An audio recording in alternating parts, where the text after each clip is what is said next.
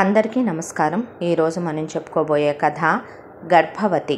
కథలోకి వెళ్ళబోయే ముందు మీరు కనుక మన ఛానల్ని ఫస్ట్ టైం చూస్తున్నట్లయితే తప్పకుండా మన ఛానల్ని లైక్ చేయండి, షేర్ చేయండి, సబ్స్క్రైబ్ చేయండి, బెల్ ఐకాన్ క్లిక్ చేసి ఆల్ అనే బటన్ని ప్రెస్ చేయడం మర్చిపోకండి.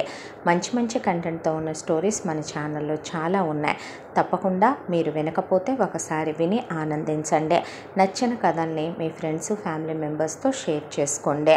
ఛానల్ని విజిట్ చేసిన ప్రతి ఒక్కళ్ళు, స్టోరీ విన్న ప్రతి ఒక్కళ్ళు వినేసి వెళ్ళిపోకుండా మా కష్టాన్ని, శ్రమని గుర్తించి ఇలాంటి మంచి మంచి స్టోరీస్ ఎన్నో ఇంకా ముందు మీరు వినాలనుకుంటే మన ఛానల్ని ఎంకరేజ్ చేసి, బూస్ట్ చేసి, సపోర్ట్ చేస్తూ తప్పకుండా ఓ మంచి లైక్ చేసి, కమెంట్ పెట్టి సబ్స్క్రైబ్ చేయటం మర్చిపోరని మనస్ఫూర్తిగా ఆశిస్తూ మరి కథలోకి వెళ్ళిపోదామా? కథని ఎక్కడ స్కిప్ చేయకుండా వినండి.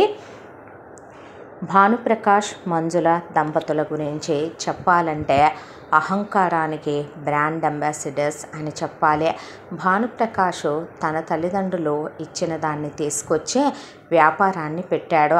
అలా వ్యాపారాన్ని పెట్టిన భానుప్రకాష్కి ఆ వ్యాపారం కలిసి వచ్చింది.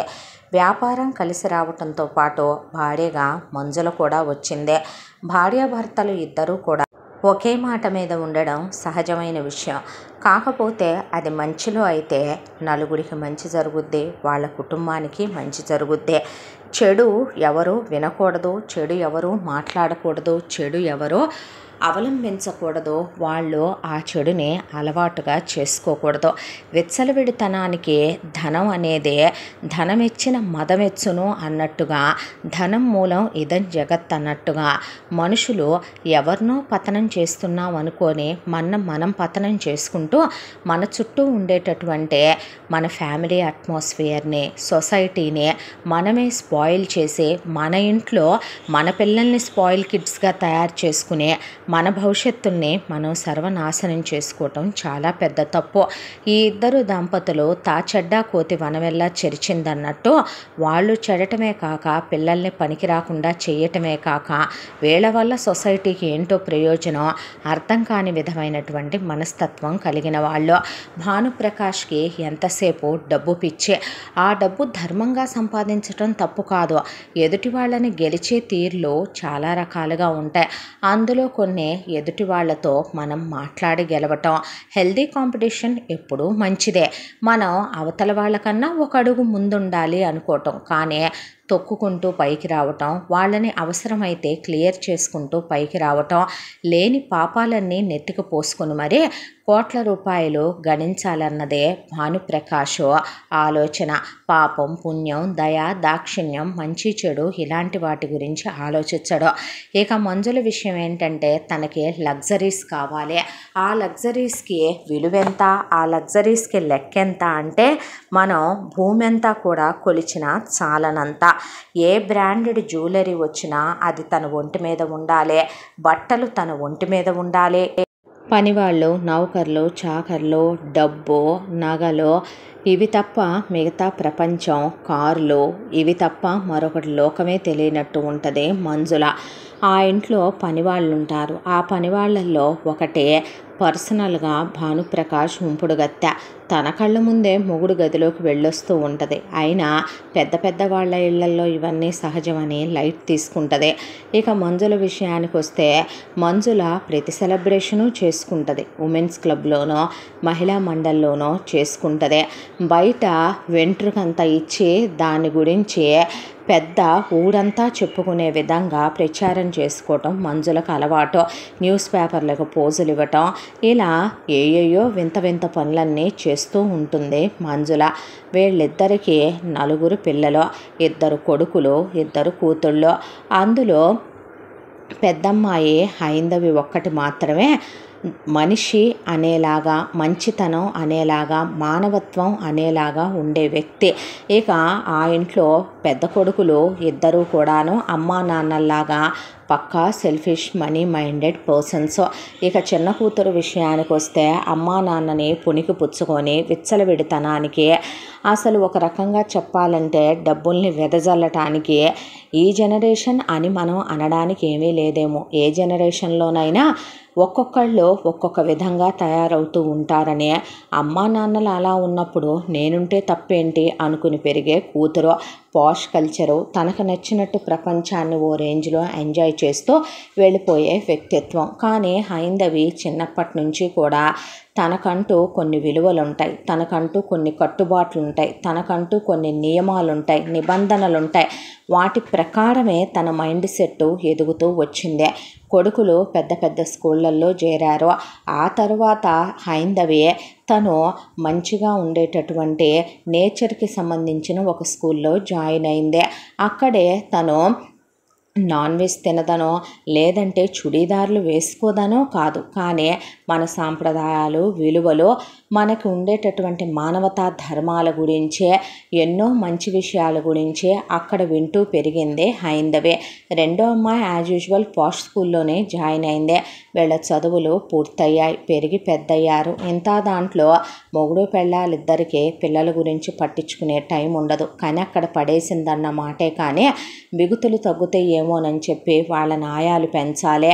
ఇక తన వాడికి మాత్రం ఎప్పటికప్పుడు బాడీ ఎక్కడా లూజ్ అవ్వకుండా జాగ్రత్తగా ఉంచుకోవటం. అంతా ఉంచుకున్నా సరే భానుప్రకాష్ కొన్ని వందల మంది అమ్మాయిలతో తిరుగుతూ ఉంటాడు. అదంతా మంజులకు అనవసరం. మంజుల వరకు తను చాలా ఫ్రెండ్లీగా మూవ్ అవుద్ది ప్రపంచంతో. ఆ విషయాలు భానుప్రకాష్ పట్టించుకోడు, అది తనకు అనవసరం. ప్రపంచం ఇలా సాగిపోతూ ఉండగా వీళ్ళది పిల్లల చదువులు పూర్తయిపోయినాయి. కొడుకుల ఎడ్యుకేషన్ కంప్లీట్ అయిపోయింది. ఎడ్యుకేషన్ కంప్లీట్ అయ్యాక తండ్రితో పాటు బిజినెస్కి వెళ్ళటం మొదలుపెట్టారు కొడుకులు. వెళ్ళటం మొదలుపెట్టిన తర్వాత వాళ్ళ స్టేటస్కి, వాళ్ళ హోదాకి తగినటువంటి ఇద్దరు అమ్మాయిల్ని చూసి పెళ్లి చేసుకుందురు కానీ అని చెప్పింది కొడుకులకే. సరేనన్నారు కొడుకులు. ఇక హైందవి విషయానికి వస్తే తంది MBA కంప్లీట్ అయిపోయింది. చిన్న కూతురు ఇంకా బీటెక్లోనే ఉండి చదువుతోంది. మొదటి నుంచి కూడా హైందవి అయితే ఎక్కువ బుక్స్ చదువుకుంటుంది, లేదంటే కనుక వెళ్ళి ప్రశాంతంగా ఎక్కడైనా ఆర్ఫన్లో కానీ ఎవరైనా సరే కాస్త పార్క్ లాంటి ఏరియాల్లో కానీ ఏదైనా ఉంటే అక్కడ కూర్చొని కాలక్షేపం చేయటం, గార్డెన్ ఏరియాలో ఉండటం, టెర్రస్ మీద ఒక్కటే కూర్చోవటం ఆ అమ్మాయికి మొదటి నుంచి అలవాటు. వీళ్ళు చేసే పనులు నచ్చవు. తండ్రి అలా విచ్చలవిడితనంగా తనకన్నా వయసులో 4-5 ఏళ్ళు పెద్దోళ్ళు, తనకన్నా 4-5 ఏళ్ళు చిన్నపిల్లలతో కూడా మిస్బిహేవ్ చేయటం, అమ్మ ఎంకరేజ్ చేయటం, అమ్మ విచ్చలవిడితనంగా ఊరి మీద పడి తిరగటం, ఇంటిని పట్టించుకోపోవటం. మొదటి నుంచి పిల్లల్ని అయితే కందగానే మదర్స్ డే సెలబ్రేషన్లో ఉమెన్స్ క్లబ్లో చేసుకుంటుంది. పిల్లల పుట్టినరోజు సెలబ్రేషన్లో పిల్లల్ని తీసుకెళ్లకుండా తనే ఆర్ఫన్లో సెలబ్రేట్ చేసుకుంటుంది. అసలు తల్లి అంటే ఎవరో తల్లి. ఆ తల్లి కావటానికి కారణం ఏంటి? తల్లి అవ్వడమే అని అసలు ఎన్నెన్నో బయటికి వెళ్ళినటువంటి స్పీచ్లో ఆడపిల్ల అంటే ఆడపిల్ల అనే రేంజ్లో చెప్పొస్తుంది వెళ్ళే. పైగా ఆడవాళ్ళ గురించి, జనోద్ధరణ గురించి, శిశోద్ధరణ గురించి ఎన్నెన్నో మాటలు మాట్లాడి వచ్చే మంజుల ఇంటికి వచ్చేపాటికి ఎవరు ఏ గాలికి పోతున్నారో పట్టించుకునే టైం ఉండదు. కొడుకులు వాళ్ళ ఇష్టం వచ్చినట్టు అమ్మాయిలతో తిరగటం, డ్రగ్స్, వాళ్ళకి నచ్చినట్టు మందు తాగటం, వాళ్ళకి నచ్చినట్టు అమ్మాయిలను వేసుకొని ఓళ్ళ మీద పడి తిరిగి రావటం. It's a common thing, it's a posh nature, it's a ఈ రోజుల్లో ఉన్నటువంటి డబ్బున్నదే అనుభవిస్తున్నారు. తప్పేంటి, వాట్స్ రాంగ్ అన్నట్టు ఉంటుంది తన తరహా. ఇక పెద్దమ్మాయి మాత్రం మొదటి నుంచి ఒళ్ళంతా బట్టలు కట్టుకోవటం, చుడీదార్లు వేసుకోవటం, చాలా సాంప్రదాయబద్ధంగా ఉండటం, మన సంస్కృతి సాంప్రదాయాలకు విలువ ఇవ్వటం హైందవికి అలవాటు. ఇలా కాలచక్ర ప్రవాహంలో రోజులు గడిచిపోతూ ఉంటే ముందు ఆడపిల్లలకి పెళ్ళైపోతే గనక వీళ్ళని ఏ బాగా డబ్బున్న ఫ్యామిలీల్లోకో ఇచ్చి తోలేస్తే అప్పుడు కొడుకులకి బాగా డబ్బున్న కోడళ్ళని చూసి పెళ్లి చేసుకొని తీసుకొచ్చుకుంటే హ్యాపీగా లైఫ్ సెటిల్ అయిపోద్ది. తనకి తగినట్టు కోడళ్ళు కూడా ఉంటారు. అప్పుడు ముగ్గురు కలిసి విచ్చలవిడితనంగా బర్తెగిచ్చి తిరగొచ్చు అనేది అక్కడ మంజుల డ్రీము. ఎంతోటి దాంట్లో వీళ్ళు పబ్లిక్ ఫిగర్స్ కాబట్టి వీళ్ళిళ్ళల్లో ఏం జరిగినా బయటికి తెలిసిపోతాయి. దాంతో ఏంటంటే వీళ్ళు సాంప్రదాయాలకి, విలువలకి, కట్టుబాట్లకి చాలా విలువిస్తారు. అది ఏ విధమైన విలువ అంటే ఎవరితోనైనా భానుప్రకాష్ తిరగొచ్చు, అది 4 గోడల మధ్యే ఉండాలి. ప్రపంచానికి తెలిస్తే మేము ఒప్పుకుంటామా? మంజుల ఎలా అయినా ఉండొచ్చు, కానీ ప్రపంచం ముందు ది గ్రేట్ భానుప్రకాష్ వైఫ్. కొడుకులు ఎవరితో అయినా తిరగొచ్చు. ఓపెన్గా పబ్లిక్గా మేము చేస్తున్నామా? పక్క దేశాలకు వెళ్ళి చేసొస్తున్నాం. చిన్న కూతురు తనకు నచ్చినట్టు బాయ్ ఫ్రెండ్స్తో మూవ్ ఆన్ అవ్వచ్చు. తనేమైనా తీసుకొచ్చి వాళ్ళని ఇంట్లో పెడుతుందా? లేదు కదా. అలా గోవా ట్రిప్పులకి, జస్ట్ అలా మాల్దీవులకి, బాలీలకి, అలా లక్షద్వీప్ ఐలాండ్స్కి అట్లా వెళ్ళొస్తూ ఉంటుంది. అందులో తప్పే ఉందే. It's a friends culture. ఇదంతా సోషలైజ్డ్ అవ్వటం పర్సన్స్తో, ఇదంతా ఒకళ్ళతో ఒకళ్ళు కలవటం, ఎవరిళ్లల్లో వాళ్ళు ఉండకుండా చక్కగా పక్కన వాళ్ళతో కూడా మనం ఫ్రెండ్లీ హెల్దీ రిలేషన్షిప్స్ని మెయింటైన్ చేయటం అని చెప్పుకుంటారు వీళ్ళు బయటకే. పెద్దమ్మాయి మాత్రం తన ప్రపంచం వేరు, తన లోకం వేరు. అయితే దైవనామస్మరణ, దేవుడికి జపాలు చేసుకోవటం, లేదంటే బుక్స్ చదువుకోవటం, సరదాగా పిల్లలతో ఆడుకోవటం, ఆర్ఫన్లకు వెళ్ళి రావటం, కాసేపు ఎవరికైనా అవసరం అనుకుంటే హెల్ప్ చేయాలని చెప్పి అలా పూర్గా ఉన్నటువంటి ఎన్జిఓల తరఫు నుంచి కాలనీలకు వెళ్ళి హెల్ప్ చేసి రావటం. ఆ అమ్మాయి పందా ధోరణి నచ్చకపోయినప్పటికీ కూడాను సర్లే ఎదవసోది అని పట్టించుకునేవాళ్ళు కాదు మొగుడు పెళ్ళాం. రోజులు ఇలా గడిచిపోతూ ఉండగా ఒకసారి మంజుల వాళ్ళ చుట్టాలు ఒకళ్ళు వచ్చారు. వచ్చి వాళ్ళు పెళ్ళికి మీ ఫ్యామిలీ మొత్తం కంపల్సరీగా రావాలి మంజు, అసలు నువ్వు రాకపోతే కుదరదని మరీ చెప్పెళ్ళింది ఆ చుట్టాలావిడ. దాంతో మంజులను అంత హైప్ చేసి పిలిస్తే వెళ్లకుండా ఉంటుందా? ఇక మెహందీ, హల్దీ, సంగీతు ధూమ్ధామ్గా అవతల వాళ్ళు బలిసిన వాళ్ళేనాయా. దాంతో ఏంటంటే అందరూ బయలుదేరుతూ హైందవిని రమ్మంటే, లేదు మమ్మీ నాకు ఇంట్రెస్ట్ లేదు, no no no no no నువ్వు అసలు అలా అనకూడదు, సోషలైజ్డ్ అవ్వాలి, ఇలాగే ఉంటే ఎట్లా, 4 గోడల మధ్య నలుగురితో స్పెండ్ చేయాలి, నలుగురితో కలిసిపోవాలి, నలుగురితో క్లోజ్గా ఉండాలి, ఎంతసేపు నువ్వేంటో, నీ ప్రపంచం ఏంటో, నీ లోకం ఏంటో అన్నట్టు నువ్వు ఉండకూడదు.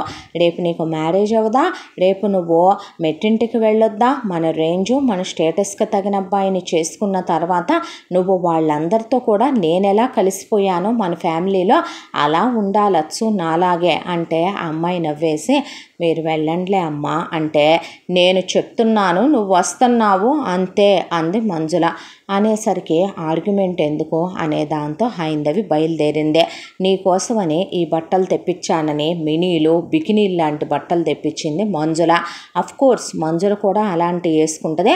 భానుప్రకాష్ కూడా బాక్సర్స్కి మించి ఎప్పుడూ కొడుకులు కానీ మిగతా కూతురు కానీ అలాంటివే తెప్పిస్తే, సారీ మమ్మీ నాకు ఆల్రెడీ బట్టలు ఉన్నాయి, నేను అయ్యే పెట్టుకుంటానని ఆ అమ్మాయి మాత్రం లెహంగాసు, లాంగ్ ఫ్రాక్స్ అవే సర్దేసుకుంది.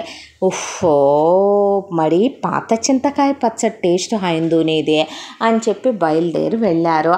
వెళ్ళిన తర్వాత అక్కడ ఒకవైపున బ్యాచిలర్ పార్టీ. ఆ బ్యాచిలర్ పార్టీకి మంజుల ఆల్మోస్ట్ మినీ వేసి, భానుప్రకాష్ బాక్సర్స్ వేసి అక్కడున్న ఆడవాళ్ళతో డ్యాన్సులు వేస్తూ, భానుప్రకాష్ మంజుల మగాళ్ళతో డ్యాన్సులు వేస్తూ, కొడుకులు అక్కడున్న అమ్మాయిలతో సోషలైజ్ అవుతూ, చిన్న కూతురు సోషలైజ్ అవుతూ ఎంజాయ్ చేశారు. తలనొప్పి వచ్చి వెళ్ళి పక్కకు కూర్చుంది హైందవి.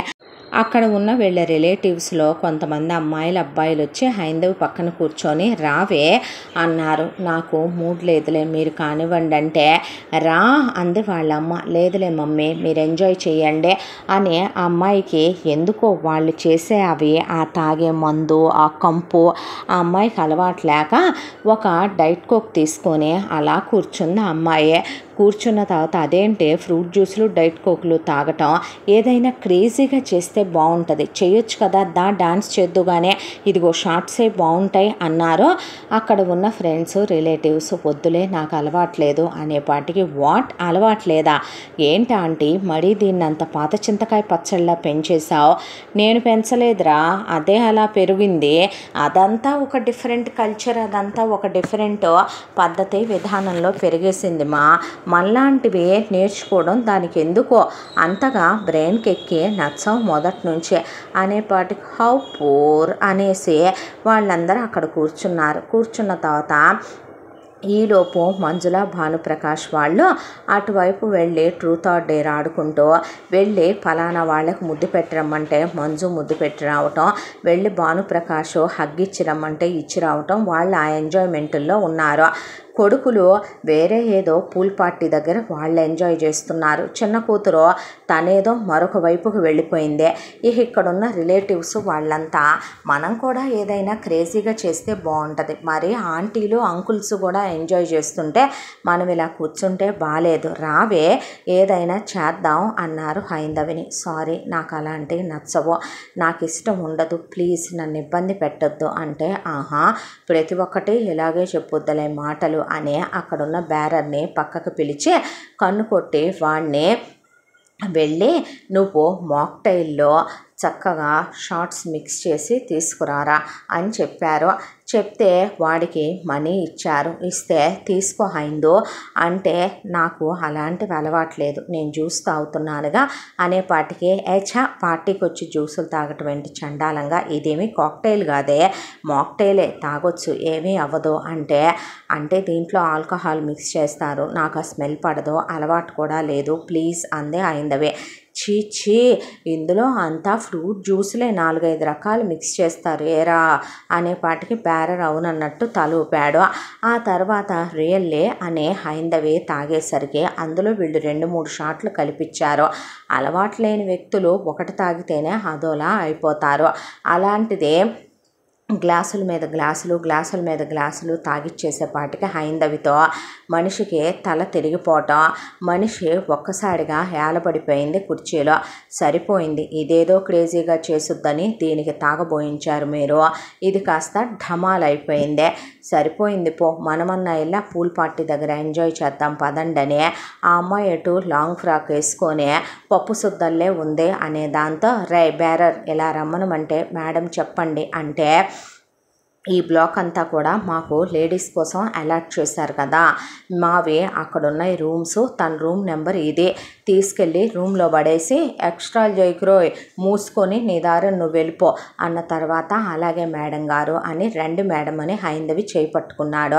అప్పటికే హైందవి ఊగేస్తుంది, మనిషి కడుపులో తిప్పుతుంది, తల తిరిగేస్తుంది, అలవాట్లేదు, అంత ఓవర్ డ్రింకింగు, అందులో అసలు ఎప్పుడు వాసనే పడని మనిషి అంతా తాగేసే పాటికి మనిషి అతలాకుతలం అయిపోతుంది హైందవే.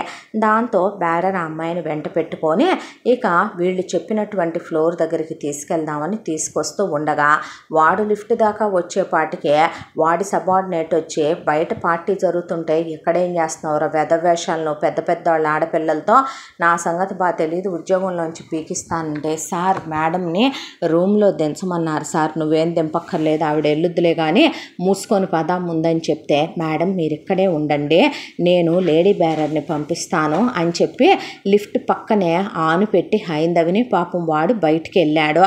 వెళ్ళేసరికి ఈలోగా ఇక హైందవి ఆ లిఫ్ట్ రూమ్ అనుకొని లోపలికి వెళ్ళిపోయింది. లిఫ్ట్ క్లోజ్ అయిపోయి ఏదో ఒక ఫ్లోర్లో ఆగింది. ఆగిన తర్వాత రూమ్ డోర్స్ ఓపెన్ అయినాయి అనుకొని బయటకు వచ్చింది. అక్కడ ఎవరో ఒక పర్సన్ వెళుతున్నాడు. వాళ్ళు కూడా ఆ పెళ్ళికే ఆ పార్టీకి వచ్చిన వాళ్ళల్లో ఒకడతను.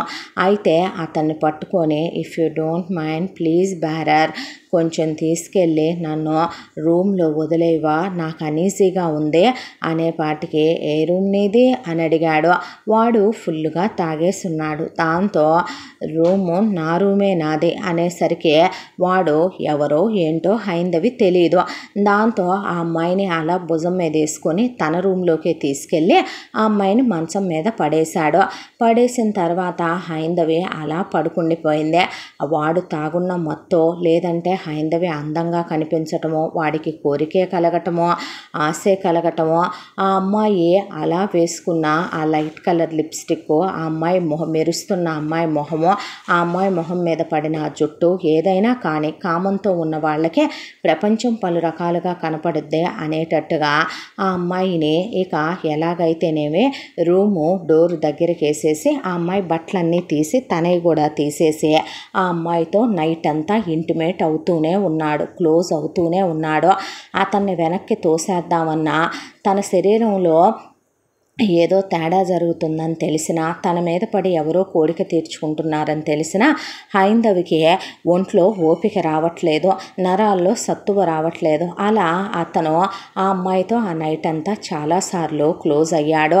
ఆ తర్వాత అతని ఫ్రెండ్స్ తెల్లవారుజామున వచ్చి తలుపులు బాదేపాటికి డోర్స్ తీయలేదు బే అంటే డోర్స్ ఓపెన్ చేసేసరికి ఏంట్రా అదే ఎవరా అమ్మాయి అనే బెడ్షీట్ కప్పి ఆ అమ్మాయికి ఒక్క మొహం వాడికి మాత్రమే కనపడుతుంది. హైందవిది ఎవరితో బలిసిందే, అది కూడా పార్టీకి వచ్చినట్టుంది. వన్ నైట్ స్టాండ్లే నా మీద పడింది, రాత్రంతా ఎంజాయ్ చేసినట్టున్నాం. అది నేను ముందు బట్టలు వేసుకోబే, ఆ బెడ్షీట్ ది నువ్వు అనే పద, మనకి టైం అవుతుంది, ఇక్కడ నుంచి ట్రైన్ పట్టుకొని మళ్ళీ ఫ్లైట్ పట్టుకోవాలి, అది కాక వెళ్ళేటప్పుడు మళ్ళీ ఫ్రెష్ అవ్వాలి, బ్రేక్ఫాస్ట్ చేయాలి, పద అని అతని ఫ్రెండ్స్ మళ్ళీ లేనిపోయిన తలకాయ నొప్పి అది ఎవరితో ఏంటో ఎదవా అని చెప్పిన తర్వాత తీసుకొని బయలుదేరి వెళ్ళిన తర్వాత అతను అలా వెళ్ళిపోతుంటే ఆ ఫ్రెష్ అయ్యి జర్నీ అయిపోయి వాళ్ళ ఇంటికి వెళ్ళిన తర్వాత హైందవి జ్ఞాపకం వచ్చే హైందవి నన్ను కొంచెం రూమ్లో వదిలిపెట్టవా బ్యారర్ అన్నమాట గుర్తొచ్చి ఓ అని నేనే పొరపాటు చేసేసానా, ఇట్స్ ఓకేలే, లైట్ వన్ టైంకే ఏమంత ఇదైపోతుందిలే, కానీ మహా అయితే ఒక 5-6 టైమ్స్ క్లోజ్ అయి ఉంటానా, ఏమన్నా ఫిగర్ అది, కానీ దాని ఫేస్ నాకు గుర్తు రావట్లేదు ఏంటి అని వాడు తలకాయ పట్టుకొని ఆ తర్వాత లైట్ ఇలాంటివన్నీ కామన్ పార్టీలు అన్న తర్వాత అదేం పతివ్రతో ఎవడికి తెలుసు, ఈ రోజుల్లో ప్రతిదీ పతివ్రతలే అని వాడు అక్కడి నుంచి లైట్ తీసుకొని మూవ్ ఆన్ అయిపోయాడు. అయితే ఇక్కడ అతను వెళ్ళిపోయిన తర్వాత హైందవి స్పృహలోకి వచ్చింది. ఒంటి మీద నూలుపోగు బట్టలు లేవు, నగ్నంగా ఉంది. దాంతో ఉలిక్కిపడి లేచింది. చూస్తే ఎవరికైనా శరీరంలో జరిగిన మార్పులు తెలియకుండా ఉండవు కదా, రాత్రంతా జరిగినవన్నీ ఆ అమ్మాయికి చూచాయిగా గుర్తొస్తున్నాయి తప్ప ఎంత గుర్తు తెచ్చుకున్నా అవతలి వాడి ముఖం గుర్తుకు రావట్లేదు. తల బద్దలైపోతుంది. రాస్కెల్, అసలు ఎవడు వీడు బ్యారర్ కాదు, నేను అసలు ఈ ఫ్లోర్కి ఎందుకు వచ్చానో, నేను నా రూమ్కి తీసుకెళ్ళమంటే వీడి రూమ్కి తీసుకొచ్చి నాతో ఎంజాయ్ చేశాడనమాట. కనీసం ఆ తర్వాత వాడు మత్తులో ఉన్న తప్పు చేసిన సారీ చెప్పటమో దాని గురించి ఎక్స్ప్లెనేషన్ ఇవ్వటమో లేకుండా ఒక ఆడదాన్ని వాడేసి వెళ్ళిపోయాడు. ఇప్పుడు ఈ విషయం చెప్తే అమ్మా నాన్న ముందు పెద్ద కంపు అవుద్దా, లేదు అసలు వీళ్ళు ఎలా రిసీవ్ చేసుకుంటారో, ఏం జరుగుద్దో ఏంటో నాయన అనుకుంటూ ముందు అసలు ఈ విషయం ఎవరికి చెప్పే ధైర్యం చేయలేకపోయింది ఆ అమ్మాయి. దాంతో వెళ్ళి ఫ్రెష్ అయిన తర్వాత తన రూమ్కి వచ్చింది. ఎక్కడికి వెళ్ళావే అంటే అలసటగా ఉండి పడుకుండిపోయాను మమ్మీ అంటే, ఫ్రెష్ అవ్వు పెళ్ళికి వెళ్దాం అని చెప్పి ఆ తర్వాత వీళ్ళు మిగతా కార్యక్రమాలన్నీ అయిపోయి పెళ్ళి చూసుకొని ఆ తర్వాత ఇంటికి వెళ్ళిన తర్వాత ఇక ఇలా కాలం గడుస్తూ వెళ్ళిపోయింది. రోజు ఒకటే ఆలోచన హైందవికి, ఎవడు వాడు నా శరీరాన్ని అనుభవించిన వాడు ఎవడు వాడనే ఆ అమ్మాయికి అసలు ప్రశాంతత లేదు, తిండి సహించట్లేదు, నిద్రపోవట్లేదు. ఏంటే అలా తయారవుతున్నావు, ఎవరినన్నా లవ్ చేసావా, లేదు మమ్మీ. ఎందుకు అలా అడిగావమ్మా అంటే, ఏమీ లేదు, నా ఫ్రెండ్స్లో ఒక ఆంటీ ఉన్నారు, చాలా రిచెస్ట్ పర్సన్స్, వాళ్ళ అబ్బాయి నిన్నెక్కడో చూశాడంట, నువ్వు చాలా నచ్చేసావంట, మరి ఏ ఇన్స్టాగ్రామ్లో చూశాడో ఫేస్బుక్లో చూశాడో, నాలాంటి దాని కూతురు అంటే నువ్వెంత అందగత్తెవోనని వాళ్ళు నిన్నే చేసుకోవటానికని చెప్పి చాలా ఆశని చూపిస్తున్నారు. నాకు ఇప్పుడు పెళ్ళి చేసుకోవాలని లేదు మమ్మీ, ప్లీజ్ కొన్నాళ్ళు వదిలేవా నన్ను అన్న తర్వాత, యూ షటప్, పెళ్ళి చేసుకోక ఏం చేస్తావో, మనం ఆల్రెడీ ఒక మ్యారేజ్కి వెళ్ళొచ్చాం, రిలేటివ్స్ మ్యారేజ్కి. ఆ అమ్మాయి పెళ్ళై కూడా 4 months అయిపోయింది.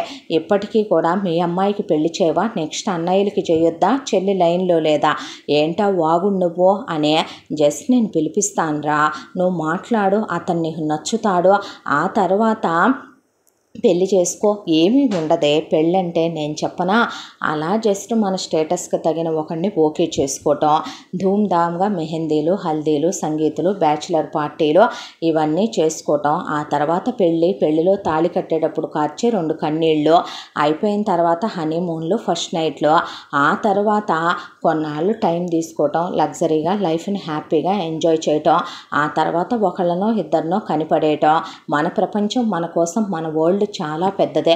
మనకు నచ్చినట్టు ఒక ఫ్రెండ్ సర్కిల్ని మనం మెయింటైన్ చేసుకుంటూ ఎంజాయ్ చేస్తాం. పిల్లల్ని ఆయాలు కేర్ టేకర్లు పెంచుతారు.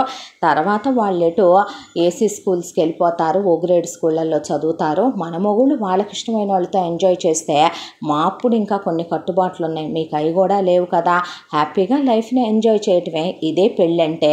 దీనికోసం అని చెప్పి ఇదేమన్నా పెద్ద కమిట్మెంట్ అనుకుంటున్నావా? అలా కాలం గడిచిపోద్దరా, దాని గురించి నువ్వు ఆలోచించక్కర్లేదంటే ఆ అమ్మాయి తల పట్టుకొని కూర్చుంది. ఆ తర్వాత మంజుల అవతల పెళ్లి కొడుకు వాళ్ళని వాళ్ళ అమ్మ వాళ్ళని రమ్మనమంటే ముందు వచ్చి కూర్చుంది హైందవే. కూర్చున్న తర్వాత మాట్లాడుతూ ఉండగానే పెళ్లి కొడుకు కడుపులో తిప్పినట్టు అనిపించి కళ్ళు తిరిగినట్టు అనిపించి వెళ్ళి వామిటింగ్స్ చేసేసుకుంది. ఏం తిన్నావే, ఫుడ్ పాయిజన్ అయిందా అనేలోపు వెంటనే 5-6 వామిటింగ్సే, కళ్ళు తిరిగి పడిపోయింది. వెంటనే పద మంజు హాస్పిటల్ తీసుకెళ్దామని ఆ వచ్చిన ఫ్రెండ్ కొడుకు కూడా వీళ్లతో పాటు వస్తే డాక్టర్ చెక్ చేసి తను ప్రెగ్నెంట్ అని చెప్పింది. వాట్ అంటే వాట్ ఏంటండి వాటు, తను ప్రెగ్నెంట్ అని చెప్పి విచ్ మంత్ అని అడిగింది మంజుల.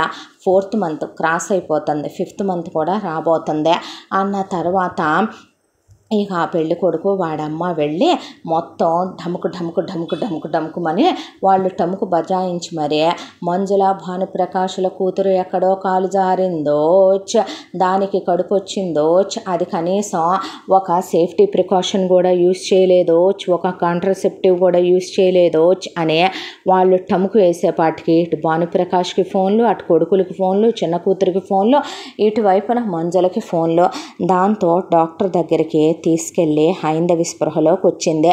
విషయం తెలిసి హైందవి ప్లీజ్ డాక్టర్ నాకు ఈ ప్రెగ్నెన్సీ వద్దు అనేపాటికి మీరు అడ్డులేండి డాక్టర్ అని, అసలు ఎవరితో కులికావే, ఎవరిని లవ్ చేసావే, ఎవడు చేసిన కడుపే ఇదే అని కూతురును పడేసి చిత్తకు కొట్టేసింది మంజుల. భానుప్రకాష్ కొట్టాడు. అన్నలు మొహం మీద ఉమ్మూశారు. చెల్లెలు నువ్వు బజారు దానివి, వేసేవి కులతవే, నువ్వు ఇలాంటి దానివని తెలిస్తే నాకు పెళ్ళవుద్దంటే అని బూతులే తిట్టింది ఇంగ్లీష్లో. అయితే డాక్టరు హైందవి చెప్పే సిచ్యువేషన్ వినో, అస్సలు నీ హెల్త్ మాత్రం బాగాలేదు, నువ్వు టైంకి నిద్రపోకుండా ఫుడ్ తినకుండా నీ మీద నువ్వు చాలా రోజులుగా కేర్ తీసుకోవట్లేదు అనుకుంటాను, అసలు ఈ ప్రెగ్నెన్సీ ఎలా వచ్చింది అని ఆవిడ అడిగితే చెప్పవే పాపిష్టిదానా అని మంజులు అక్కడి నుంచుంటే ఇలా అమ్మా నాన్న పార్టీకి తీసుకెళ్లారని రిలేటివ్స్ ఇలా నాకు మాక్టైల్లో మిక్స్ చేసి ఇచ్చారని తాగేశానని, దాంతోనే నాకేమీ తెలియకుండా పోయిందని, ఎవడో కూడా తెలీదు, వాడు సెక్షువల్గా ఇంటిమేట్ అయ్యి నన్ను అలా వదిలేసి వెళ్ళిపోయాడన్న తర్వాత మీరు అడ్డం లేండి డాక్టర్ అని కాలు కిందేసి తొక్కేసి హైందవిని బ్లడ్ వచ్చేలా కొట్టి కాంట్రాసెప్టివ్ పిల్స్ ఉంటాయి వచ్చాక వాడాలి, డాక్టర్ దగ్గరికి వెళ్ళాలి, కడుపులు రాకుండా ఏదో ఒకటి కేర్ తీసుకోవాలి, అలాంటి కొన్ని లక్షల్లో జరుగుతాయి, బయటికి వెళ్ళినప్పుడు మాకు కూడాను లైట్ తీసుకొని మూవ్ ఆన్ అయిపోవట్లేదా డాడీ నేను, అలాగే వీటన్నిటిని అన్నయ్యలు చెల్లి పట్టించుకొని వాటినన్నిటిని తెచ్చి నెత్తి మీద పెట్టుకొని నలుగురిలో పరుగు తీసుకుంటారా, మనలాంటి పెద్ద పెద్ద ఫ్యామిలీస్లో ఏం చేద్దాం అనుకుంటున్నావని ఆ అమ్మాయిని పడేసి కొడితే డాక్టర్ని వెంటనే అబార్ట్ చేసేయమంటే సారీ అండి, అబార్షన్ చేస్తే తన ప్రాణానికే ప్రమాదం, ఎందుకంటే బేబీ చాలా కాంప్లికేషన్స్తో పెరుగుతోంది లోపల, అసలు అబార్ట్ చేయడానికే వీలు లేదు, చేస్తే కనుక తనకు ప్రమాదం అంటే పర్లేదు డాక్టర్ చేసేయండి అంటే what is this Haindavi, case అవుతుంది, ఎలా చేస్తామనుకుంటున్నావు అలా, అయినా ఇలాంటివన్నీ కామనే మీలాంటి పెద్ద పెద్ద వాళ్ళకే, ఇప్పుడు సరే నువ్వు ముందే ప్రికాషన్ తీసుకోలేదు, వాడెవడో చాలా ఫ్రీగా ఇంటిమేట్ అయి వెళ్ళిపోయాడు, జరిగిపోయింది కదా, ఇప్పుడు నువ్వు చేయాల్సిందేంటి ఒక అబ్రాడ్ కంట్రీకి వెళ్ళిపో, శుభ్రంగా అక్కడ డెలివరీ అవ్వు, అయిన తర్వాత బేబీని అక్కడే పెరుగుద్ది, అక్కడే పెంచు, నువ్వు ఇండియాకి వచ్చిన తర్వాత మ్యారేజ్ చేసుకో, ఆ తర్వాత బేబీని తీసుకొచ్చి కొన్నాళ్ళకే ఇక్కడ ఏ ఊటీలోనో కొడైకెనాల్లోనో ఎంతమంది బలిసిన వాళ్ళు చేయటల్లా అలా ఒక స్కూల్లో జాయిన్ చేస్తే తనే చదువుకుంటుంది, పాపైనా బాబైనా, అంతకుమించి మనకు ఆప్షన్ అయితే లేదు అని చెప్పింది. అదట్టు నేను మీ ఫ్యామిలీ డాక్టర్ని కాబట్టి చెప్తున్నానని చెప్పింది ఆవిడ. చెప్పిన తర్వాత కూతుర్ని ఇంటికి తీసుకెళ్లారు. మళ్ళీ తుక్కు కింద కొట్టి భానుప్రకాష్ మొహం మీద ఉమ్మూసి బయటికి వెళ్ళిపోయాడు. ఆ తర్వాత అన్నలు చెల్లెలు అసహించుకొని వెళ్ళిపోయారు. ఇక తిండి నీళ్లు లేకుండా తీసుకెళ్ళి హైందవిని ఒక గదిలో విసిరేసింది మంజు. నీరసం, కళ్ళు తిరుగుతున్నాయి, లేవలేకపోతుంది. కన్న తల్లిదండ్రులయ్యుండి, తోడబుట్టిన వాళ్ళయ్యుండి తన తప్పు లేకపోయినా, తను జరిగిన తప్పుకి కారణం కాకపోయినా తను ఎక్స్పెక్ట్ చేసిందా కడుపు వస్తుందని, ప్రెగ్నెంట్ అవుతానని? ఎందుకు వచ్చావు నువ్వు నా కడుపులోకే? నువ్వు చస్తూ నన్ను చంపేసినా పోయేది కదా, నువ్వు బ్రతుకుతూ నన్ను బ్రతికిస్తూ ఎందుకు ఇలా నన్ను వేదనకి గురి చేస్తున్నావు? అందరి చేత మాటలు అనిపిస్తున్నావు. నేనేం పాపం చేశానని నా పొట్లోకి వచ్చారా మీరు? పాపో బాబో నాకు తెలియదు. అదే కనుక ఇప్పుడు నా జీవితంలో ఒక వ్యక్తిని నేను పెళ్లి చేసుకొని కడుపు వచ్చి ఉంటే ఇప్పుడు అది సంబరం, సంతోషం. అలా కాకుండా వచ్చిన మీరు ఎవరికి వద్దు, ఎందుకు వెళ్ళిపోండి నా కడుపులో నుంచి అనే పొట్టను పట్టుకొని పేగులు తెగేలాగా ఏడ్చేసిందే. నీరసం వస్తుంది, కళ్ళు తిరుగుతున్నాయి. అలాగే మంచం మీద అడ్డం పడిపోతే ఎవరో పొట్ట మీద కొట్టినట్టుగా అనిపించింది. ఉలిక్కిపడి లేచేసరికి మంజు డాక్టర్ అబార్ట్ చేయటం కుదరదందనే దాంతో హైందవి పొట్ట మీద ఐరన్ రాడ్ తీసుకుని 2 దెబ్బలేస్తే పిచ్చి పట్టిందా అమ్మా నీకని అక్కడికే ఆ అమ్మాయికి బ్లీడింగ్ స్టార్ట్ అయిపోయి పొట్టకి చేతులు అడ్డం పెట్టుకుంటే, తీయవే ముందు నువ్వు చెయ్యే, ఆ పిండం నీ కడుపులో ఉండటానికి వీల్లేదు. అమ్మా నీకు దండం పెడతాను, నీ కాళ్ళు పట్టుకుంటాను, నాకు ఓపిక కూడా లేదు. సాటి ఆడదానివి అర్థం చేసుకోమ్మా. నేను ఒళ్ళు పొగరుతోనో, ఒళ్ళు మదం ఎక్కువ కామంతోనో, కోరికతోనో వాడినేమో నేను ప్రేమించో లేదంటే వాడితో కాలు జారాలనే ఇంటెన్షన్తోనో నేను తప్పు చెయ్యలేదమ్మా. వాడెవడో కూడా నాకు తెలియదమ్మా. ప్రమాణం చేసి చెప్తున్నాను, నువ్వు నా కడుపులో పిండాన్ని కడిగిస్తున్నాననుకొని నా ప్రాణం పోయేలా చేస్తున్నావమ్మా. నీ కాళ్ళు పట్టుకుంటా, నీకు దండం పెడతానమ్మా ప్లీజ్ అని వెనక్కి తోసేసింది తల్లినే. ఆ తరువాత నీ కడుపులో ఆ పిండం ఉండటానికి వీల్లేదు, ఆ పిండాన్ని కడిగిచ్చేసిన దాకా నాకు మనశ్శాంతి ఉండదు.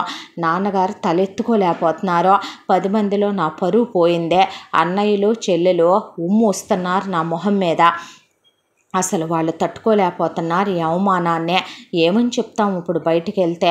అంతకైతే నేను అబ్రాడ్ వెళ్ళిపోతానమ్మా. అబ్రాడ్ వెళ్ళినంత మాత్రాన రేపు నువ్వు కని ఏం చేద్దాం అనుకుంటున్నావే? పెళ్ళి పేరంటం లేకుండా ఇలాగే ఉందాం అనుకుంటున్నావా? పోనీ దేని కిందన్నా పడి చావవే, ఏదైనా తాగి చావు అని అక్కడికి ఊరుకోకుండా ఆ అమ్మాయికి ఇన్ని పీరియడ్స్ వచ్చే ట్యాబ్లెట్స్, అడ్డమైన అబార్షన్ అయ్యే ట్యాబ్లెట్లు తెచ్చి ఆ అమ్మాయి నోరు తెరిచి నోట్లో పోసేస్తే అవి ఫుడ్ పైప్లో ఇరుక్కుపోయి వామిటింగ్స్ అయిపోయినాయి తప్ప అబార్షన్ అవ్వలేదు. ఆ తర్వాత ఇలా అయ్యే పని కాదని ఆ అమ్మాయిని చెత్త కొట్టేసేపాటి కళ్ళు తిరిగి పడిపోతే, డాక్టర్ మీకు అసలు బుద్ధి ఉందా లేదా? ఏంటండి ఇది హ్యుమానిటీ లేకుండా? ఆ అమ్మాయి మీ కూతురు అనే విషయం మర్చిపోయి మీరు ఇలా చేయటం కేసులు అవుతాయి తెలుసా మీకని ఆవిడ ట్యాబ్లెట్లన్నీ కక్కిచ్చి అబార్ట్ చేయటం కుదరదని చెప్పాను. ఏం చెయ్యాలనుకుంటున్నారండి మీరు? నేను పంపించేయమన్నానుగా అబ్రాడ్కి. అబ్రాడ్ పంపిస్తే ఈ ప్రాబ్లంకి సాల్వేషన్ రాదు డాక్టర్ అంటే, అయితే చంపేస్తానంటారా ఏంటి హైందవిని మీరు అని అడిగింది ఆవిడ. దాంతో ఇక అక్కడి నుంచి మళ్ళీ ఇంటికి తీసుకొచ్చాక ఎవరో ఆడయ్యే నోట్లో కిళ్ళీలు వేసుకొని నవ్వులతో 4 బస్కీలు తీసే వాటిలాగా చూస్తేనే భయంకరమైన రూపంతో ముళ్ళేసుకొని వచ్చినాయి. ఎవత్తివి అంది హైందవి. వీళ్ళు నాటు పద్ధతుల్లో అబార్షన్స్ చేస్తారంట. కడుపు మీద ఏదో పసరు రాసి దీపాలు వెలిగించి నీ కడుపులోకి ఏదో పసరు పోసేసి పిండాన్ని లాగి అవతల పడేస్తారంట అనేపాటికే వాళ్ళు ఉన్న పద్ధతే ఆ నాటు పద్ధతుల్లో, నాటు విధానాల్లో వాళ్ళు చేసే విధానాలు వింటేనే ఆ అమ్మాయి కాళ్ళు చేతులు వణుకొచ్చేసినాయి.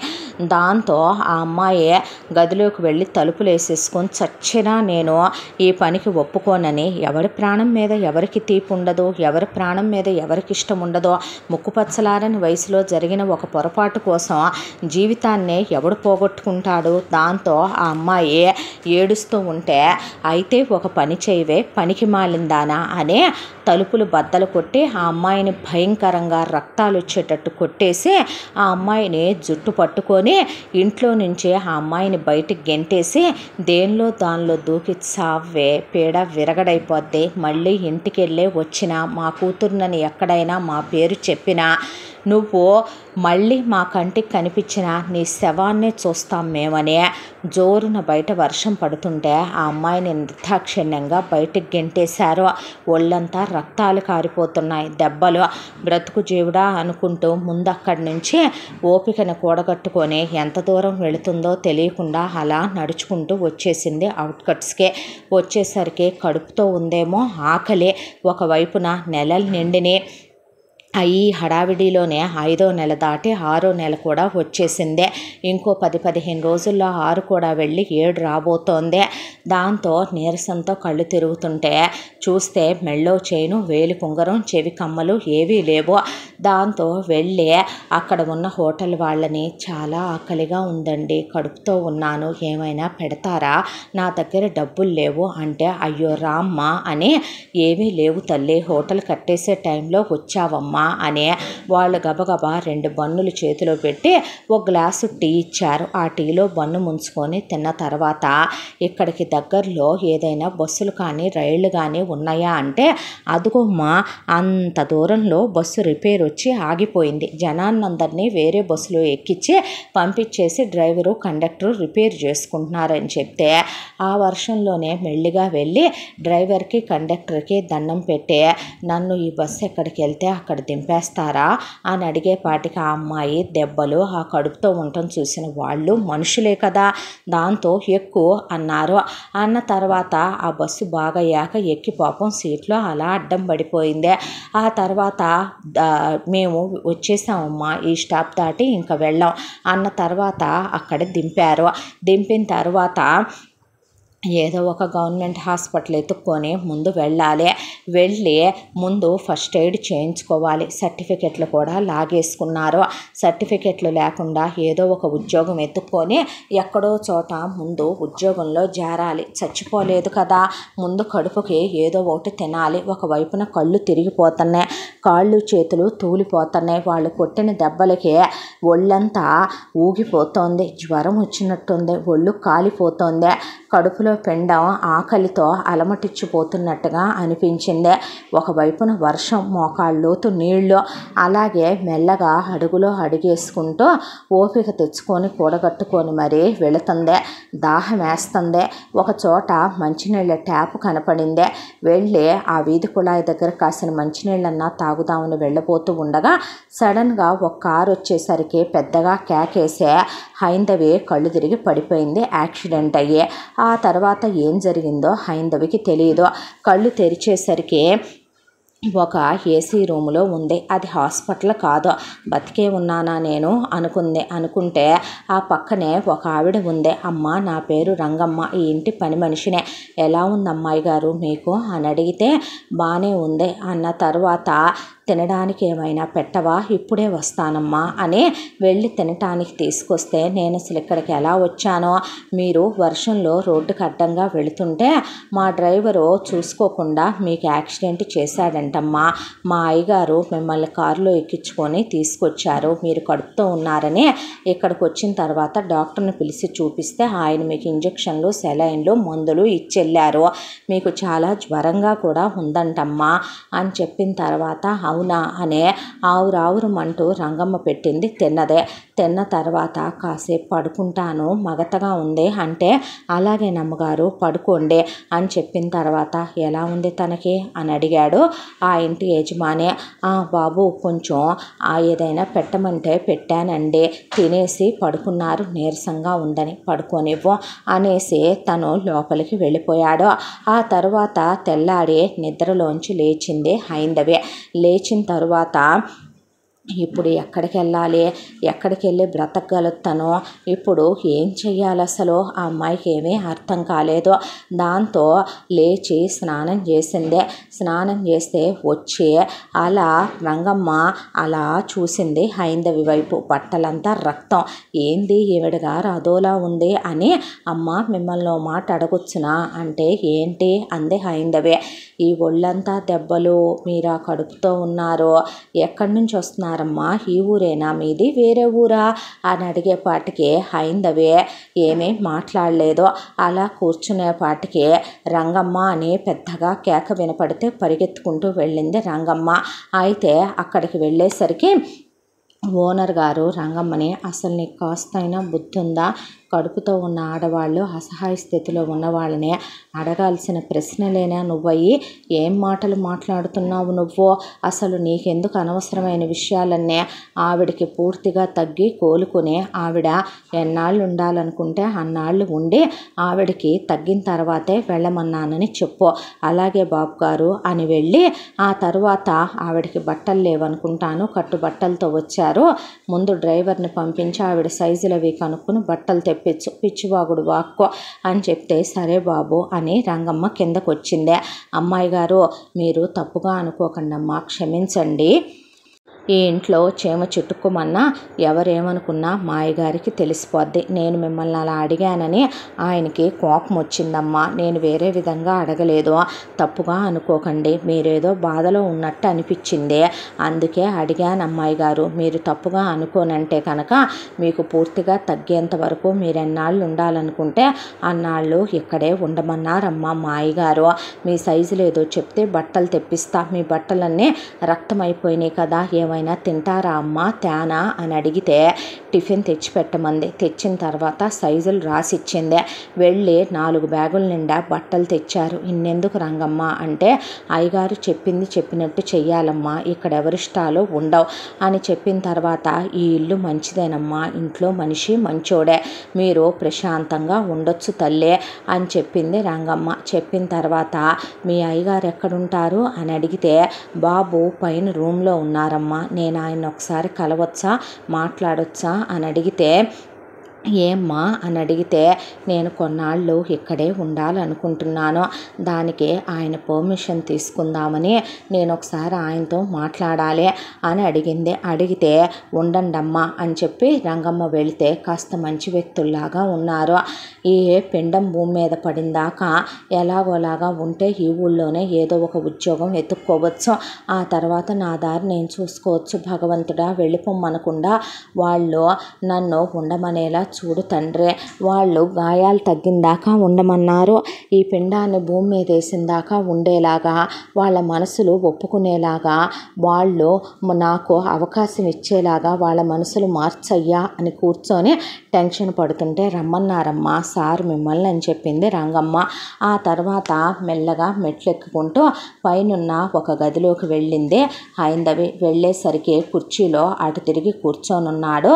అతను కూర్చుంటే, సార్ అంటే, నా పేరు సిద్ధార్థ, మీ పేరేంటి అని అడిగాడు. నా పేరు హైందవి అండి అన్న తర్వాత, oh glad to meet you, కూర్చోండి అన్నాడు. అన్న తర్వాత కూర్చుంది హైందవే. ఏంటి విషయం, నాతో మాట్లాడాలన్నారంట అని అడిగాడు సిద్ధార్థ.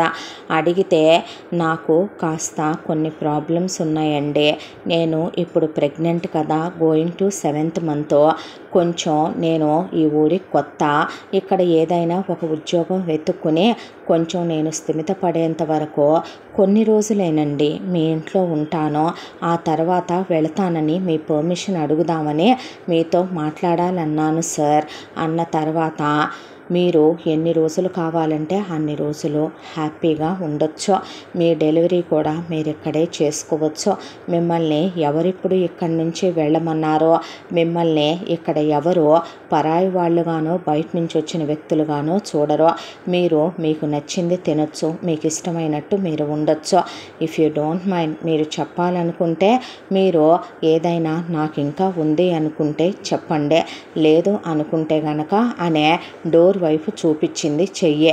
చూపించేసరికి లేచి వెళ్ళబోతున్న హైందవికి పొరవాలి దగ్గొచ్చేపాటికి ఒక్కసారిగా అతను కుర్చీలో నుంచే ముందుకి తిరిగాడు. తిరిగేసరికి చూడటానికి ఆ చందమామలు ఒకేసారి 1000 కలిసి ఒక మనిషి రూపాన్ని పొందితే ఎంత అందంగా ఉంటాయో అతను అంత అందంగా ఉన్నాడు. తన వైపే చూస్తున్నట్టు అనిపించింది.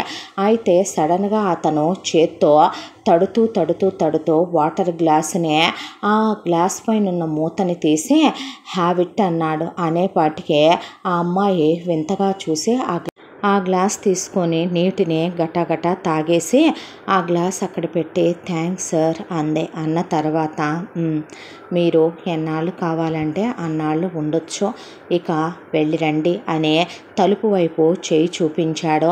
ఇతను బ్లైండా, కళ్ళు లేవా? మరి రూమ్లో మాట్లాడుకునే ప్రతిదీ ఎలా తెలుస్తుంది తనకి? ఆ అమ్మాయికి ఒక్క క్షణం పాటు ఏమీ అర్థం కాలేదు. ఏంటి మిస్టర్ మిస్టీరియస్ అనుకునే ఆ అమ్మాయి అలా ఆలోచించుకుంటూ మెట్లు దిగి తన రూమ్లోకి వెళ్ళిపోయింది. ఇంతటితో గర్భవతి మొదటి భాగం పూర్తి. ముగింపు భాగంతో మళ్ళీ కలుసుకుందాం. తప్పకుండా మన ఛానల్ని లైక్ చేయండి, షేర్ చేయండి, సబ్స్క్రైబ్ చేయండి, బెల్ ఐకాన్ క్లిక్ చేసి ఆల్ అనే బటన్ని ప్రెస్ చేయడం మర్చిపోకండి. ఇంత మంచి కథని మనకు అందించిన కథా రచయిత్రి జి. యామిని శ్రీనివాస్ గారు. ముగింపు భాగంతో మళ్ళీ మీ ముందుకు వస్తాను. Thank you.